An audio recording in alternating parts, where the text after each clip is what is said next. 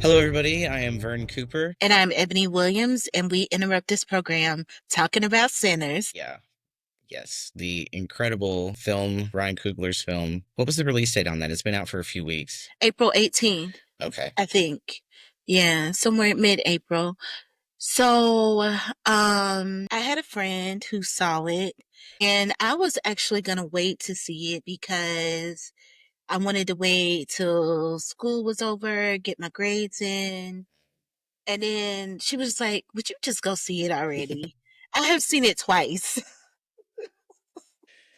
Seen it twice. My initial thoughts, first of all, like, and a lot of people are talking about on TikTok, the character who Annie, being a darker skin, is in terms of body type, not Mhm. typically what we see for a leading lady. And, it was beautiful to see that reflected in a sex scene on top of that was really cool. Also, the incorporation of hoodoo. It was just a beautiful movie. Yeah, so what were your thoughts? I also had been wanting to see it much sooner than I have been able to. I'm also in higher ed, also trying to drag myself through the end of the school year. And additionally, where I live, we have one movie theater and it has one screen, and it doesn't bring, it's very slow to get on the more interesting films, in my opinion, or it just has to cater to maybe a wider audience is a fair way to say it. Maybe like just the more like average audience. So it took a little while before it got here. And I felt immersed. I felt like really for a minute it was a lot of just perspective taking, like, okay, what this world, this time period that I'm engaging in, I'm sort of being brought into, was it felt I almost forgot it was going to be a monster movie for a long time, because the first almost half of the movie is spent with these characters in this place, like Mhm, giving us details about their daily lives in ways that had to be accomplished without turning to the camera and saying, this is this point in time in America. mhm, I liked that it was about music. mhm, I really love storytelling through music. And then I realized that it was actually a musical, mm, which is cool. That blew my mind. yeah. Yeah, it was my favorite scene, and every time I've seen it, I've teared up, is the scene in the juke joint when I was about to say prayer boy, preacher boy, prayer boy, the two Sammy. different things.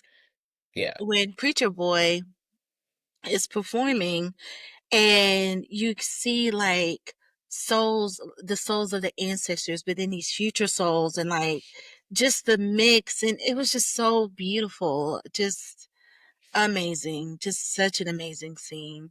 And that moment is when I realized that it wasn't only a monster movie. There was more supernaturalness going Mhm. on. It was a Mhm. part of, like you say, like it brings in this hoodoo tradition. And then, but there are more. I wanted to maybe talk about this too, like the inclusion of other ethnic experiences of that particular time period.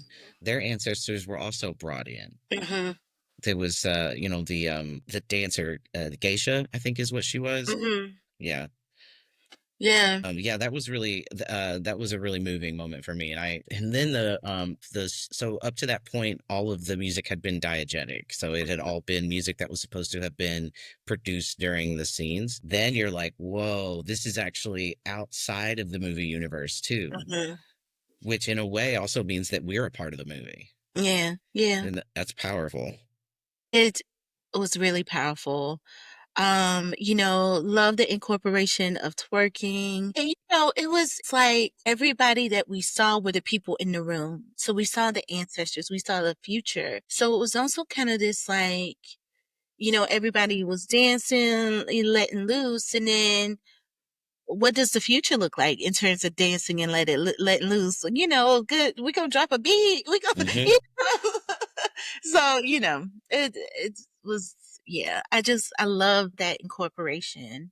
bringing the future too into this conversation of this time of extreme hardship was powerful as well, because it was like, I don't think we were being told everything's going to be okay, one day racism will be over and true equality will exist, but it was saying the art that you make will still be potent and it will still resonate with you and people who are like you. You'll still gather and form community around the art just like you are right now. Yeah.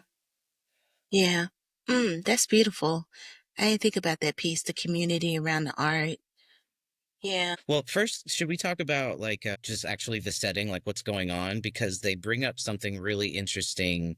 The film opens with the concept of the Great Migration. hmm They're two brothers. They say they're cousins, but they're lying, right? They're actually brothers. No, no, yeah, yeah, yeah, yeah. They're brothers. They're brothers.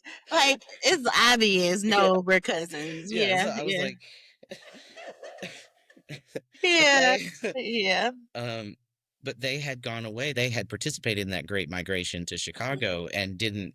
They didn't like it. They came back home, and I that's something I've been thinking about a lot recently, is like the narratives of you have to go away. Whenever you experience hardship at home, you have to go away to find something Mhm, easier. mhm. And this movie was kind of countering that a little. It wasn't saying don't go out on your own path, but it was also saying like, I think that there was conversation about like the North being just as bad as the South. Yeah, yeah, yeah. And like just this whole idea of you don't have to leave Mississippi to have the kind of life that you want. Like you can go to this predominantly black community and be there. There's still other ways to get to the life you want.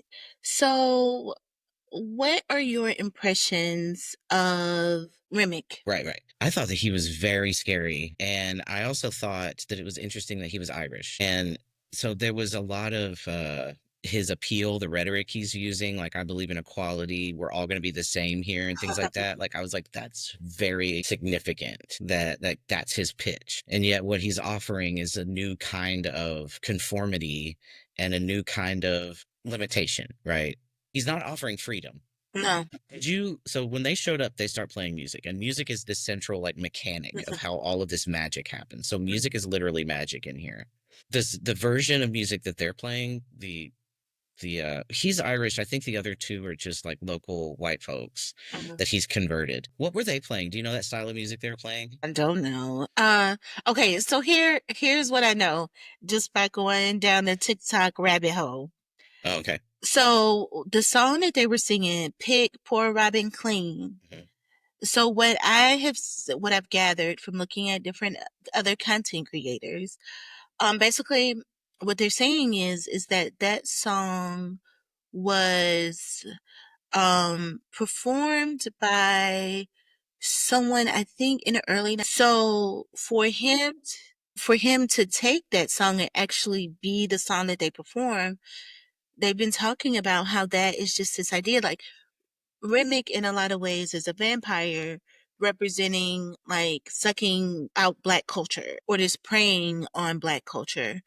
But then also like thinking about that being a song that he sang was like, okay, kind of reminiscent of that, but then also like I know this song, so y'all let me in, Mhm. like, so thinking about it kind of that way. And the way that the identity thing works for the vampires, like when they become or when they're turned, he then knows they're all one in the same identity, right? Yeah. That's colonialism. Oof. So and vampirism, the classic Western vampire, has always been a metaphor for colonialism. Dracula was a metaphor for the British colonialism of Ireland.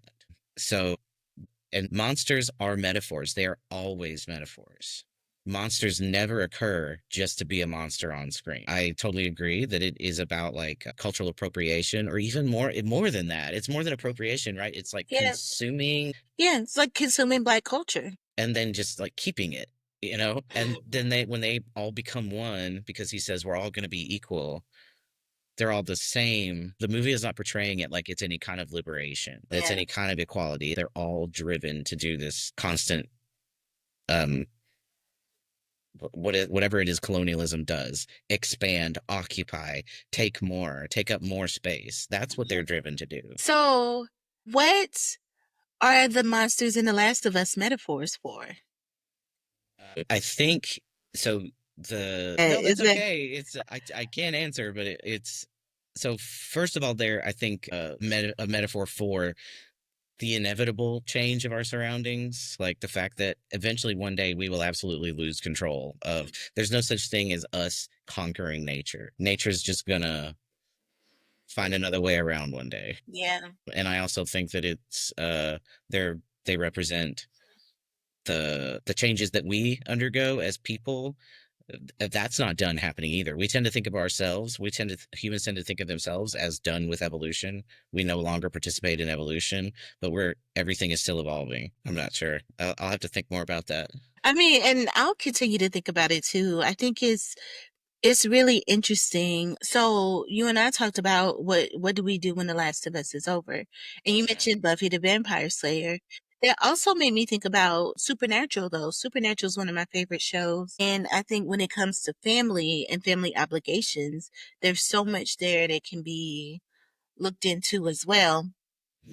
So yeah. But then the supernatural, you're bringing in demons, you're bringing in angels, all of these things. But okay, so we are kind of not. I mean, it's all kind of related. Well, that does make me think of a question I was going to ask you though, which Yeah. is who are the sinners? So interesting that you asked me that. I think it's the clan. That's my personal opinion. I've seen people say that each of the main characters represents one of the seven deadly sins. I think it's the clan. And I also think the center is colonialism, because the way I think about this is one of my favorite lines in the whole movie was at the end when older Sammy is talking about that day.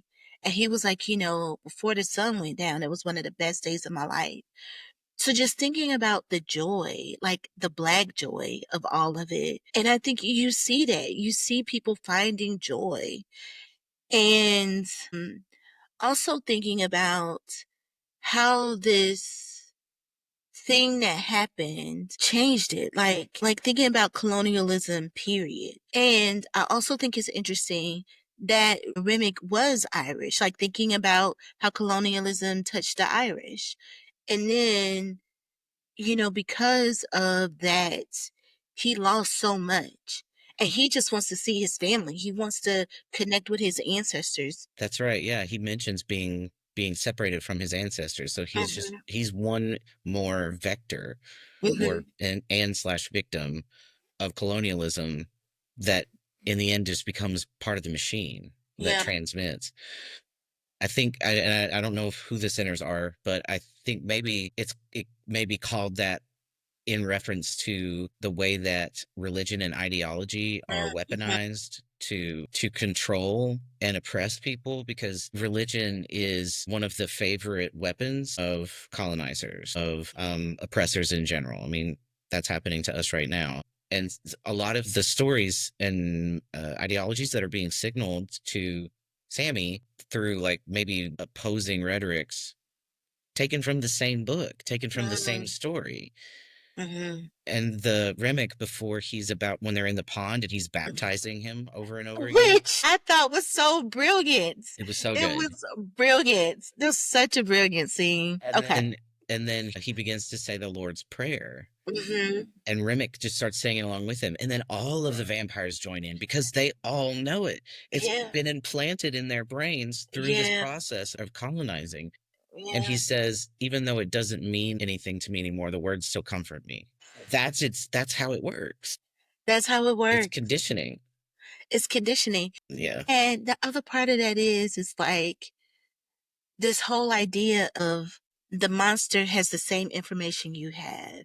You know what Mm. I'm saying? Like, Wow, that's a good you, point. you know, Yeah. Like you can't know there's no secret knowledge that you can have. I mean, maybe there is. Maybe. I mean, what are some things that Sammy might have known that Remick didn't? Because he ultimately does survive. So, okay, some things that he may know. I think he's young. I think there's not a lot that he does know. But I think that baptism scene was beautiful because I was thinking about this today, how that night opened his eyes up to things Mm. about the world. Like he was baptized into this new understanding. He was brought into the world. Yeah, Yeah, right. yeah.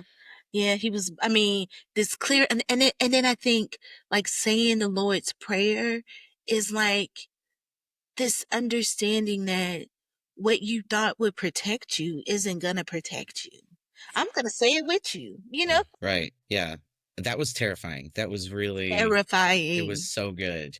Terrifying. There were multiple moments throughout the movie where I would suddenly become so unsettled because they would introduce something that we weren't giving any preparation for. The music being a literal magic was one of them. Mhm. And all of the like references to the permeability, I guess, like between life and death. It's about the afterlife, but it's not saying this is the Christian afterlife. It's simply saying connection to ancestors. And that doesn't have to be, I mean, I think it most often is spiritual, but does a person doesn't have to have a religion to feel like they want a connection with the people who came before them. No, no. And it's also this, this idea of the veil. And I think they do a beautiful job at the end when we see Annie, Annie with the baby and talking about, I got somebody waiting on me on the other side, and how like they were still placed, like they were still where they were in Mississippi, but they were on the other side of the veil. Like they didn't go to this white heaven or anything. Right. And no, it looked to me like she was sitting in a different field.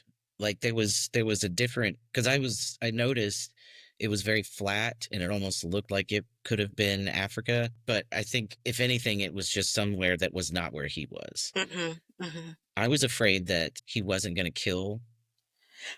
I was really afraid for a minute that he was not going to kill that white Uh, dragon. I was like, no, no, no, sit down, keep going. Just do this and then go back to what you were doing. So the thing that I wanted to say to you, when Annie dies, all of the vampires are like just upset. Particularly, what is her name? Haley's, Haley Steinfeld's character, yeah. What is her name? Mary. Mary, particularly upset. And somewhere, one of the TikTok people I was looking at was talking about how they were upset because of the knowledge that she has that has died with her. And I was like, that's so interesting. Like, it's just so interesting to think about. Well, ultimately, what does colonialism want with people? It wants our resources. It wants the What's her things we knowledge? know. So that's really insightful. And there's another more disturbing side, which is the although this wouldn't really apply to vampires, but I'm just not gonna say it. Never mind. I want to hear it. Okay. Okay. The fertility of a black woman, like this, the symbolism of the purchase her literal body as the future, as something that can, because this is a resource that was exploited by overseers, by slave owners, by and so Gosh, it was deep. I know, but I'm not sure about it. Yeah, What do you think? yeah. I mean, I never thought of it that way either. Here's what I know though. So a lot of people on TikTok, where I apparently live, are talking about how she gave anti vibes and just like her sheer just body image, this whole idea about body image. People didn't see, or the gaze of people who were coming to see this movie didn't see her as somebody who would be sexually desired. Hmm. So I think thinking about it that way, yeah, yeah, thinking about it that way, then like your point, then it wouldn't be about sexual desire, then it would be about utility. How Resource, can yeah. this body be used? I hadn't thought about the sexual desirability of it, but I did think about her skin tone. Like Mm. she like the representation of just the people that they cast in this, particularly the women that they cast in this, like, and she's Nigerian. That skin tone just felt really, really important to me to be embodied on that character. Because often in Hollywood has an Yeah. Yeah, and and when we talk about the archetypes of Black women, Mammy is one. And, like looking at her physically, she would be what we would particularly think of like as the Mammy archetype or controlling image, just depending on what language you're using. But, like, thinking about there's some differences here. There's some things that yeah, Ryan Coogler, I think, is doing that kinda turns it on his head, like so, the mammy, takes care of other people's families, she's right. available for other people's families. There's nothing sexually desirable about her. But here, like, we see Annie very connected to her community, very connected to her Hoodoo roots, then also very sexually Yes, attractive to and somebody, but also attracted. very Like, sexual. Yeah, yes, yeah, yeah. So, that part of that is there too. And, I wonder if there's a way for us to kind of link these TikToks to, I would love to. Yeah, I would. If we're referencing the creators, if you can find them, yeah, I would love to do that. yeah, because one of them that I saw said Annie would have been what they were looking for in 1930s Mississippi. Yeah, Like, she was. she would have been the body type. Yeah, so, just thinking about how we think about, like, body types and body image, I think that's another thing that he's doing there, and I'm not really sure that we've, like, tapped into that. Me and you. No, no, no. I like no, no. Like people who are watching the movie, like Yeah, talking about all of the things. But one of the things that colonialism did was like put this beauty standard on us. Like yeah. what we see is beautiful, um, and Well, what's desirable. and the conventionally attractive by our standards woman in the movie is not the object of many people's eyes. Haley I don't know if it's Stenfield or Steinfeld. It's spelled Steinfeld. I don't know. Yeah. She would be a conventionally attractive Hollywood woman, or she is by our standards. I mean, she's hotter than I ever was when I was a woman, but she represents something that is liminal, right? She's mixed and she's white passing, but that's a very tenuous place to be. Like talking about the relationship between Stack and Mary. Again, a lot of people are talking about that too, but then also bringing into this idea that being with him, especially if she's white passing, would have been trouble for her. It would have been, And him puts him in danger yeah, too. yeah, puts him in danger too. And then also this idea like letting the white people into the club. Like, yeah, okay, you're gonna come in, but then what happens if somebody steps on your foot? Like, what happens, like, And she was the one to go out there and talk to them. And she was also the first one to get turned, yeah. which feels significant.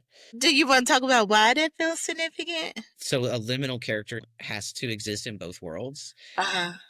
They experience there's no safe place for them, right? Mhm. There's danger for her in the white world. There's danger for her to go within like the black community in the black world. And they talk about her only option or the best option for her is to marry this rich white man. It just felt like she was a precarious character already. I mean, because she was look proximity to whiteness, right? Because she had the closest proximity to whiteness, going out there, potentially she would have had the less to lose.